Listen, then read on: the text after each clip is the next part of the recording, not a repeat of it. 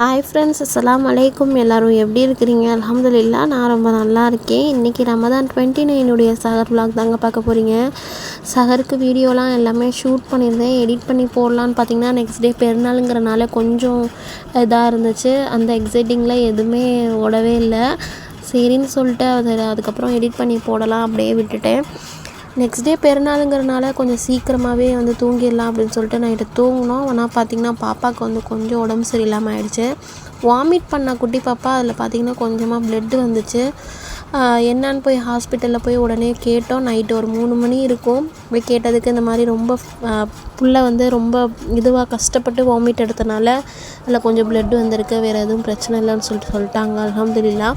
அதுக்கப்புறம் பாப்பாவை தூங்க வச்சுட்டு அதுக்கப்புறம் நாங்கள் தூங்கவே டைம் இல்லை. ஏன்னா மார்னிங் 7 மணிக்கு பெருநாள் திடல் தொழுகை ஸ்டார்ட்டுன்னு சொல்லியிருந்தாங்க. அதனால் சீக்கிரமாக கிளம்ப ஸ்டார்ட் பண்ணிட்டோம். அல்ஹம்துலில்லாஹ்.